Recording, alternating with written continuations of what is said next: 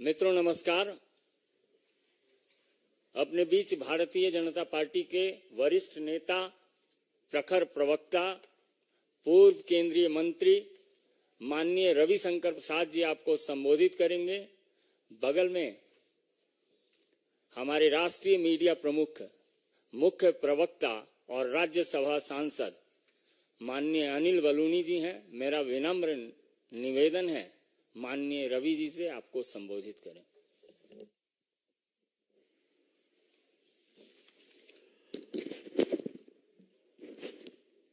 श्रद्धेय अनिल बलूनी जी, मित्रवर संजय मयूख जी, सभी पत्रकार मित्रों नमस्ते। कल पार्टी की ओर से सुप्रीम कोर्ट के फैसले के बाद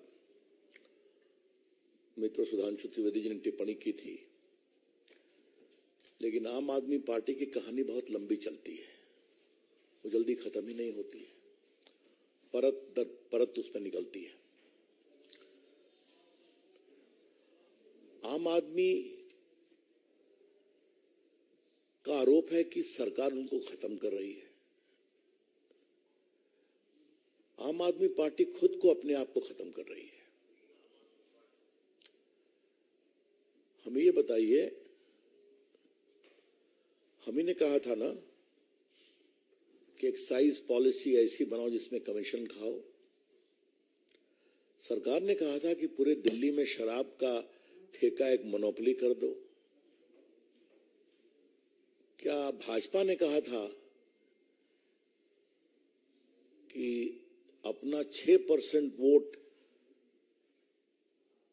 राष्ट्रीय स्तर पर मान्यता प्राप्त करने के लिए शराब के कमीशन से प्राप्त करो गोवा के इलेक्शन में? ये हमने कहा था क्या? तो गलती करेंगे आप, भ्रष्टाचार करेंगे आप, अपराध करेंगे आप, और कार्रवाई होगी तो परेशानी है। ऐसा कैसे चलेगा भाई? ये आज इसलिए बताना जरूरी है कि अरविंद केजरीवाल और उनकी पार्टी, मनीष सिसोदिया, संजय सिंह, सभी बार बार कहते थे कि पूरा ये मामला बिल्कुल फर्जी है। कहा था ना। फरवरी से मनीष सिसोदिया जी जेल में, उनका बेल रिजेक्ट किया लोअर कोर्ट ने, बेल रिजेक्ट किया हाई कोर्ट ने, अब सुप्रीम कोर्ट ने रिजेक्ट किया। और बाकी सदन जैन वगैरह की बात तो हमारे दिल्ली के मित्र लोग करते रहते हैं आपसे। कितने उनके नेता जेल में हैं ये आप सभी जानते हैं। लेकिन आज तक अरविंद केजरीवाल ने इस पूरे महाघोटाले पर एक शब्द स्पष्टीकरण का नहीं कहा। This is very important to note. बार बार बिल्कुल झूठा है, बेबुनियाद है, फंसाने की चाल है। तो बोया पेड़ बबूल का तो आम कहां से होगा केजरीवाल जी? ये तो मुझे पहली बात कहनी है। दूसरा विषय, एक राजनीति में और लोकतंत्र में रिकॉल वैल्यू होता है। तो आज थोड़ा रिकॉल वैल्यू बताना जरूरी है कि एक पूरा स्कैम था क्या। आप सभी जानते हैं, लेकिन मैं आपके माध्यम से देश को रिकॉल करा रहा हूं। एक नई एक्साइज पॉलिसी बने, इसके लिए ग्रुप ऑफ मिनिस्टर्स बैठा, उसके हेड थे मनीष सिसोदिया जी। उसमें फिर कई चर्चा हुई, बाकी हुई। इसी बीच में दक्षिण भारतीय लॉबी की एंट्री होती है और वो एक मिडिल मैन के थ्रू संपर्क करते हैं, और जब कुछ गड़बड़ी होती है, संदेह होता है, तो विषय अरविंद केजरीवाल के पास पहुंचता है। अरविंद केजरीवाल जी कहते हैं, this middle man is my man, उससे बात करो। और ये बात मैं ऐसे ही नहीं कह रहा हूं, आज के अखबारों में सारा विस्तार से छपा है। आज के अखबार में मैं लेकर के आया हूं, इसलिए मैं कोई उड़ती फिरती बात नहीं कह रहा हूं। उसके बाद जो रिपोर्ट बन के आई उसको कहा नहीं, केजरीवाल जी के घर की बैठक में कहा ये जीएम की रिपोर्ट मानी जाएगी। और जीएम की रिपोर्ट कौन थी? जो सदन लॉबी ने बना कर करके अपना पूरा फायदे का बना करके दिया था। और ये बात मैं नहीं कह रहा हूं, अरविंद केजरीवाल के जो सेक्रेटरी हैं उन्होंने कहा इन्वेस्टिगेशन में, अरे सॉरी मनीष सिसोदिया के। और ये सब बातें रिकॉर्ड पर है। सीबीआई भी इंक्वायरी कर रही है, ईडी भी इंक्वायरी कर रही है, चार्जशीट फाइल हुई, आप सभी जानते हैं। इसी में एक और सवाल उठता है, क्या इतना बड़ा स्कैम बिना केजरीवाल के आशीर्वाद से हो सकता है क्या? जो लोग दिल्ली सरकार को जानते हैं और उनके चाल चलन को जानते हैं, such a massive scam cannot take place without the clear approval of Mr. Kejriwal. और जो बातें आई यहां पर उन्होंने साफ कहा कि हमारा आदमी इससे कांटेक्ट करो। जब मिलना नहीं संभव हुआ तो फेस टाइम से बात हुई और उसके बाद उन्होंने जो बनाया एक लॉबी ने, वो पूरी रिपोर्ट को उसी में समाहित कर दिया गया। तो ये तो बड़े गहरे, सीधे और परिस्थिति जन साक्ष्य उपलब्ध है। लॉ में कहते हैं direct evidence and very suspicious circumstantial evidence. तो ये दोनों उपलब्ध हैं। ये सुप्रीम कोर्ट का कल का बेल रिजेक्ट किया वो पूरा आदेश है। मुझे लगता है आप लोगों ने भी पढ़ा होगा, लेकिन मैं इसके 3-4 पैराग्राफ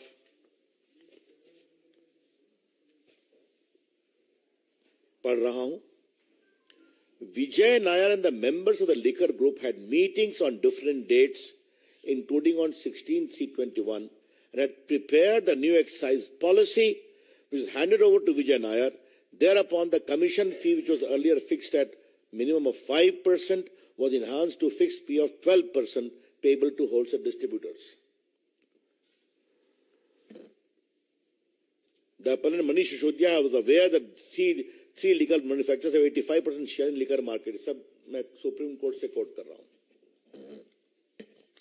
और उसके बाद the excess amount of 7% commission fee earned by the wholesale distributor of rupees 338 crores only constitute an offence under section 7 of the Prevention of Corruption Act relating to public servant bribed. This amount was earned by the wholesale distributors in a span of 10 months. This figure cannot be disputed or challenged. मैं फिर कह रहा हूं, ये supreme court का कहना है। This figure cannot be disputed or challenged. Thus, the new excise policy was meant to give windfall gains to select few wholesale distributors who in turn had agreed to give kickbacks and bribes. मैं supreme court को पढ़ा ना कि उनको 5% का सीधा 12% किया गया, 7% एक्सा लगभग 338 करोड़ हुआ। ये जो उनको विंडफॉल गेन हुआ, ये पूरे किकबैक्स और ब्राइब के लिए यूज हुआ। तो फिर 10 महीने में इसको हटा क्यों दिया? जब लेफ्टिनेंट गवर्नर साहब ने कहा कि इसकी इंक्वायरी कराएंगे, क्योंकि सारे पदाधिकारी बड़े अचंभित थे कि हो क्या रहा है, ये तो हम लोग की गर्दन न Peggy. They had told the governor and the chief secretary कि इसमें गड़बड़ी बहुत है। इसी के साथ एक दूसरी बहुत महत्वपूर्ण बात है, अगर ये इतना ही बढ़िया नियम था तो इसको 10 महीने में क्यों स्क्रैप कर दिया? वाई? अगर आप ठीक हैं तो होना चाहिए था, तो आपने इस पूरे नियम को स्क्रैप क्यों कर दिया? अब देखिए, जो मनीष सिसोदिया के सेक्रेटरी हैं, उन्होंने क्या कहा, यह भी सुप्रीम कोर्ट का पार्ट है। One day around mid-March 21, Deputy CM called him to the residence of Chief Minister Arvind Kejriwal and handed over around 30-page documents, which was a draft group of ministers' report. Sri Satendra Jain and Deputy CM Manish Sisodia were also present along with CM in his house. Deputy CM told that this is the base document on which the final GOM report is to be made over. तो जो आपने काम किया खत्म करिए, जो कानूनी राय लिया खत्म करिए, यही रिपोर्ट है, इसी को फाइनलाइज करिए। रिपोर्ट कहां से आई? सदन लॉबी से आई। ये सब सुप्रीम कोर्ट का पार्ट में पढ़ रहा हूं। तो ऐसे में केजरीवाल जी को बुलाया जा रहा है अगर ईडी के द्वारा, तो हाय तौबा क्यों मची हुई है? इसमें भाजपा का कोई संबंध नहीं है, एक भी नहीं है। जैसी करनी वैसी भरनी, जो आपने किया, और मैं उसको स्ट्रेट अवे अगर प्रश्नों के रूप में रखूं तो पहला सवाल, आपने एक्साइज पॉलिसी जो जीए में बनाया उसको बदला क्यों? क्या कारण थे? नंबर एक। और बदला तो क्या ग्रुप ऑफ मिनिस्टर्स का कोई रिकॉर्ड है क्या बदलने की मीटिंग का? या जो नायर साहब लेकर के आए उसी को मान लिया? नंबर तीन, 7% से 12% क्यों किया? और नंबर चार, अगर आप इतने ही विश्वास था आपको अपने ऊपर, तो एक्साइज पॉलिसी को 10 महीने में खत्म क्यों कर दिया? तो क्या हम मान के चले कि गोवा का चुनाव था, आगे पंजाब का था, तो हमारी मदद करो, हम तुमको एक विंडफॉल गेन करवा देंगे, पकड़े गए तो स्क्रैप कर देंगे, नहीं पकड़े गए तो हरी हरी। यही तो है ये पूरा मामला। इसलिए भाजपा का इससे कोई संबंध नहीं है, यह कानून की प्रक्रिया है। Let me clarify very clearly that the BJP has nothing to do with this whole scam at all. It is the entirely deed and misdeed and corruption of the Aam Aadmi party, the leader, the chief minister, the deputy chief minister and other associates.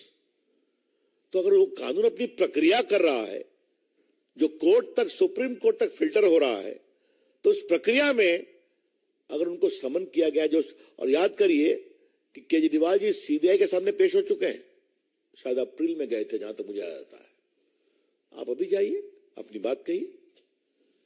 तो चूंकि कल शाम से एक राग दरबारी बज रहा है कि भाजपा आम आदमी को खत्म करना चाहती है, तो हमें लगा कि इसका स्पष्टीकरण जरूरी है। मित्रों, मुझे एक अंतिम बात कहनी है। हम लोग सभी अपने स्टूडेंट लाइफ से एक्टिविस्ट रहे हैं। आम आदमी पार्टी एक बहुत ही आशा के साथ हिंदुस्तान के राज्याध्यक्ष पर आई थी ना। स्वयं बाबा थे उनके साथ, कई नॉन पॉलिटिकल लोग जुड़े थे उनके साथ। ये ईमानदारी का सर्टिफिकेट सबको देते थे, और इनके बाबा, हम सब इनका सम्मान करते हैं, वो तो विड्रॉ कर गए। आज एक बड़ा सवाल मुझे उठाना है, और ये बहुत गंभीर सवाल है। सारे इनके सहयोगी जो आंदोलन में साथ थे, इनसे अलग क्यों हुए? चाहे वो अपनी बेदी जी हों, या कई फिल्म स्टार्स हों, अनुपम खेर हों, फिर हमारे प्रशांत भूषण हों, योगेंद्र यादव हों, या साजिया इल्मी हों, इन सबों ने साथ संघर्ष किया था ना। आशुतोष जी पत्रकार हों, सब क्यों खट्टे चले गए? क्या हुआ? उनकी हर बात का मैं समर्थन नहीं कर रहा हूं, लेकिन ये सवाल उठाऊंगा कि पूरे देश में लोगों को भ्रष्टाचार का सर्टिफिकेट देने वाले और कार्रवाई की मांग करने वाले, उन्होंने जिस तरीके से पार्टी को कब्जा किया, यह उनका विषय है। लेकिन आज आपका अपराध हो रहा है तो आप कह रहे हैं कि सब झूठा है। Aam Aadmi Party has been the biggest letdown in the political history of India. आम आदमी पार्टी ने देश के लोकतंत्र में एक जबरदस्त, मैं क्या कहूं, जनता को धोखा देने का काम किया है। कहा कुछ और, निकले कुछ और। यह है इनकी सच्चाई। That's all friends from my side, open to questions. Kamlesh ji.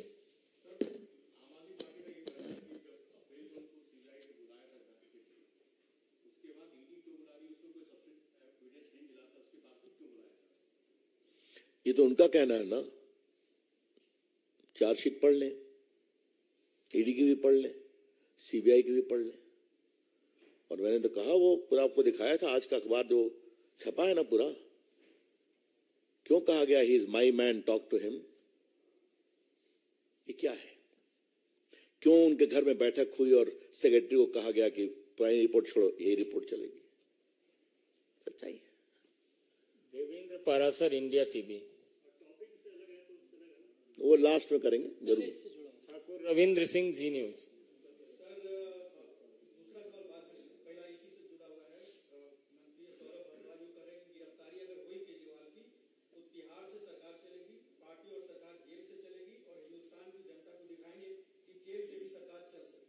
ये कौन सी नई बात है भाई? सत्येंद्र जैन का इस्तीफा कितने महीनों के बाद दिया गया? 2 साल के बाद इस्तीफा दिया कि नहीं दिया गया? 1 साल के बाद। मनीष सिसोदिया कितने दिन के बाद किया? उन्होंने खुद किया है, तो कोई नई बात नहीं है, ये उनका आचरण बता रहा है। इस पर कोई ये भी एक नई परंपरा है। अभी तक देश में कोई किसी पार्टी का आप जेल गए तो आपको इस्तीफा देना पड़ता है ना। पता नहीं आपको याद है कि नहीं, रविंद्र राव आप तो बिहार से हैं, लालू जी को भी इस्तीफा देना पड़ा था ना चारा घोटाले में, याद है कि नहीं? दिगर की पत्नी को बना के गए, वो इस्तीफा देना पड़ा था ना। तो अगर ये इसमें भी नई परंपरा स्थापित करना चाहते हैं तो अच्छी बात है।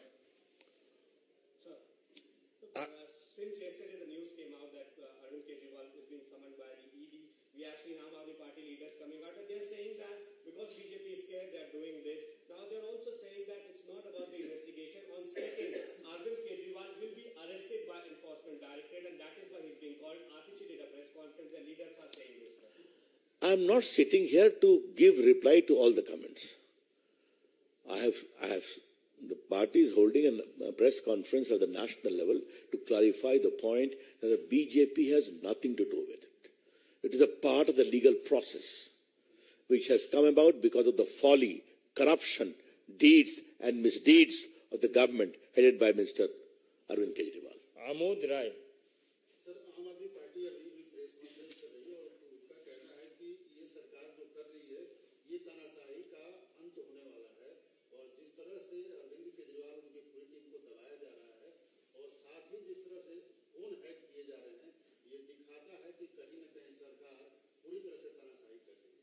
अब ऐसा है कि ये जुमला बन गया, छोड़ दीजिए।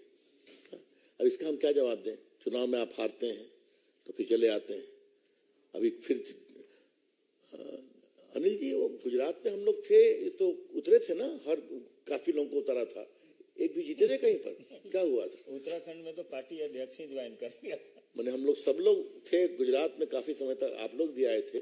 ऐसा तूफान के लगा उनकी सरकार आ रही है साहब, क्या हुआ? तो चलिए दावे करने दीजिए, उसको मैं नहीं बोल सकता हूँ। Aishwarya Paliwal, India today. और कोई सवाल? देवेंद्र जी का। Devendra Parashar, India today.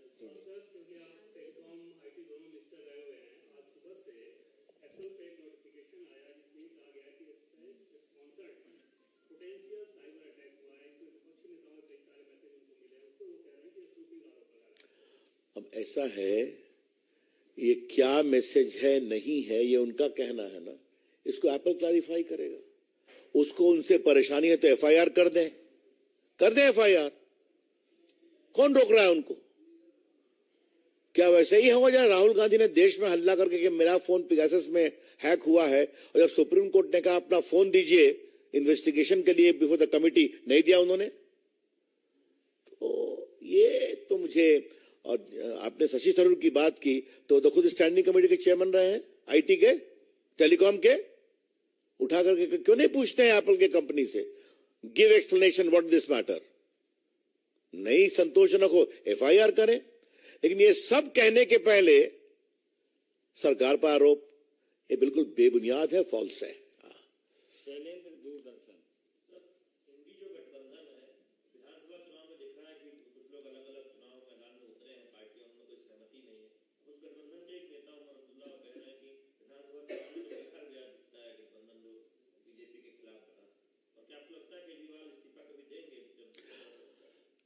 तो होना ही था ना।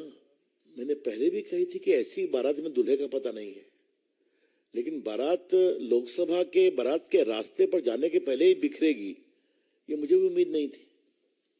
देखिए, ये अवसरवादी गठबंधन है जहां स्वार्थों का टकराव है, और स्वार्थों का टकराव होता है तो अखिलेश जी विखिलेश जी हो जाते हैं, आम आदमी पार्टी भी कूद जाती है। तो आगे देखिए कैसा होता है।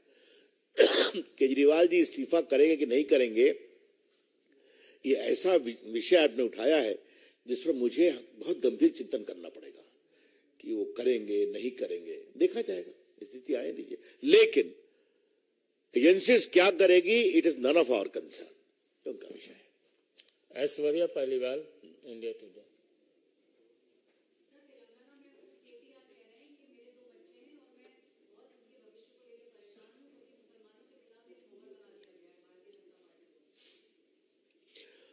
अब चलिए, उनके सलाहकार कौन है जल्दी बताइए। तो ओवैसी साहब है ना, तो ओवैसी साहब ने उनको कहा होगा कि आपने अभी तक कुछ नहीं बोला, तो कुछ तो बोलिए, तो उसकी मजबूरी में बोले। हाँ, हमें बहुत गर्व है कि आज भारत में नरेंद्र मोदी की सरकार में अल्पसंख्यक समाज के लोग अच्छा काम स्पोर्ट्स में कर रहे हैं कि नहीं, यूपीएससी में कर रहे हैं कि नहीं, एंटरप्रेन्योरशिप में कर रहे हैं कि नहीं, ये सब देख रहा है देश। ठाकुर रविंद्र सिंह।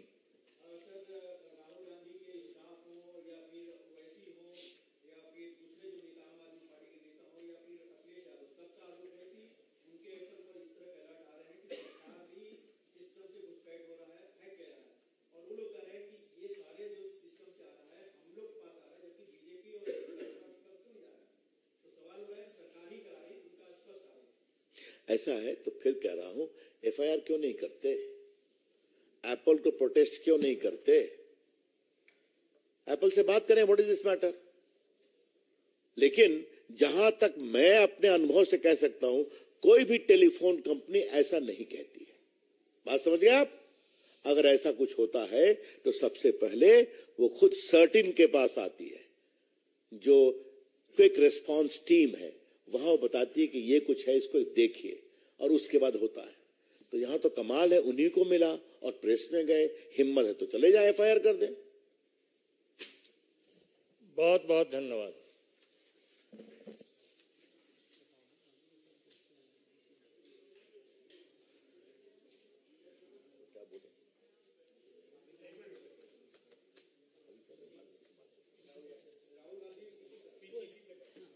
पांच मिनट के बाद फिर मिलते हैं।